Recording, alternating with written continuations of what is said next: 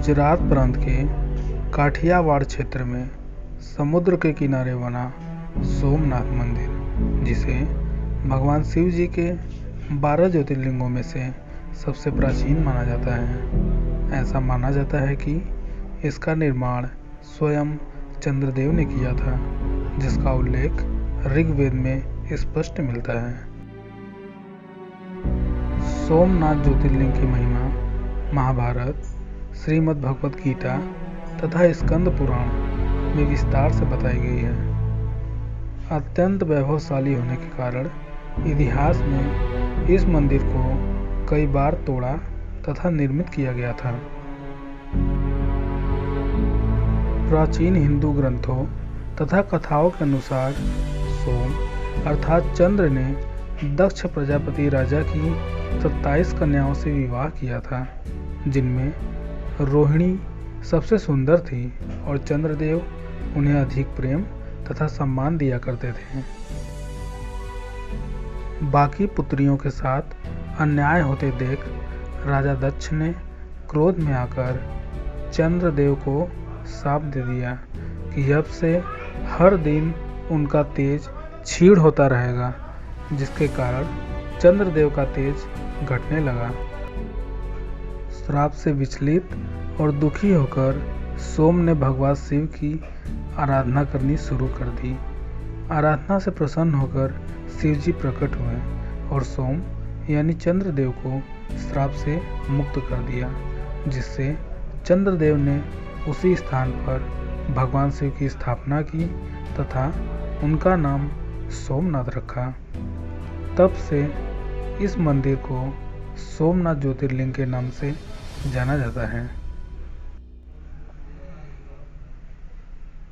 ऐसा माना जाता है कि किसी समय श्री कृष्ण यहाँ भालुका तीर्थ पर विश्राम कर रहे थे। तब किसी शिकारी ने कृष्ण जी के पद चिन्ह को हिरण की आँख समझकर तीर मारा था। तभी श्री कृष्ण जी यहाँ से अपना देह त्याग कर वैकुंठ गमन किए। यहाँ पर श्री कृष्ण जी का एक अद्भुत मंदिर भी बना हुआ है। ऐसा कहा जाता है कि सोमनाथ मंदिर में शिवलिंग हवा में स्थित हुआ करता था, जो कि एक अद्भुत रहस्य था। जानकारों के अनुसार यह वास्तुकला का एक नायाब नमूना था। कहते हैं कि यह शिवलिंग चुंबक की शक्ति से हवा में स्थित था, जिसे देख महमूद गजनवी दंग रह गया था। अब तक इस मंदिर को 17 बार नष्ट किया जा चुका है तथा हर बार इसका पुनः निर्माण किया गया।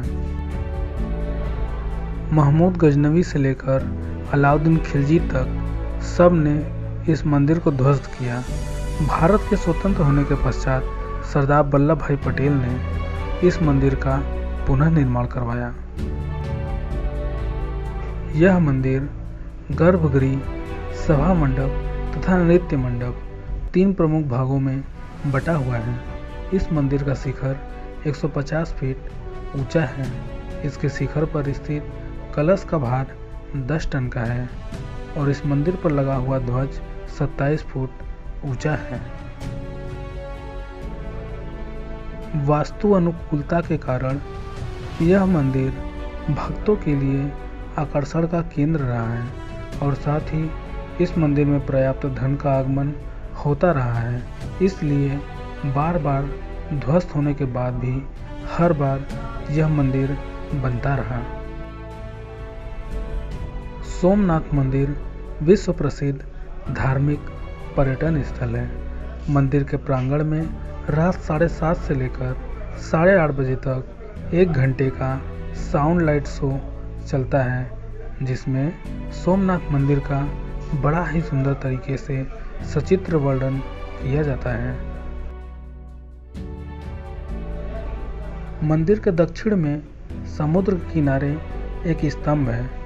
उसके ऊपर एक तीर रखकर संकेत किया गया है कि सोमनाथ मंदिर और दक्षिण ध्रुव के बीच पृथ्वी का कोई भी भूखंड नहीं है।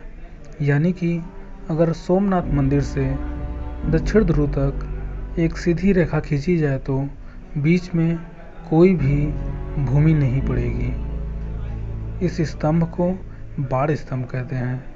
मंदिर के पृष्ठभाग में स्थित प्राचीन मंदिर के विषय में यह मान्यता है कि यह मंदिर पार्वती जी का मंदिर है। सोमनाथ मंदिर की तरह ही यह बाड़ स्तंभ कब बनाया गया था यह आज तक कोई नहीं जानता। आश्चर्य की बात तो यह है कि उस समय के लोगों ने पृथ्वी के दक्षिणी ध्रुव के बारे में तथा सोमनाथ मंदिर एवं दक्षिणी ध्रुव के बीच में कोई भी भूमि नहीं है, इस बात का पता कैसे लगाया होगा, जो कि आज भी एक चर्चा का विषय बना हुआ है। भगवान शिव जिन जगहों पर प्रकट हुए थे उन जगहों को ज्योतिर्लिंग कहा जाता है और पूरे भारत में कुल मिलाकर 12 ज्योतिर्लिंग हैं, जिनमें सोमनाथ ज्योतिर्लिंग को सबसे प्राचीन माना जाता है। ऐसा इसलिए माना जाता है क्योंकि यह मंदिर कब बनाया गया था यह आज तक कोई भी पता नहीं लगा पाया। सोमनाथ मंदिर में पूरे भारत से कई सारे भक्त यहाँ ज्योतिर्लिंग के दर्शन करने के लिए आते हैं तथा भगवान की आराधना एवं अर्चना करते हैं। सोमनाथ मंदिर के बारे में जानकर आपको कैसा लगा हमें कमेंट करके ज़रूर बताएं। यदि आप हमारे चैनल पर नए हैं तो हमारे चैनल को ज़रूर सब्सक्राइब करें।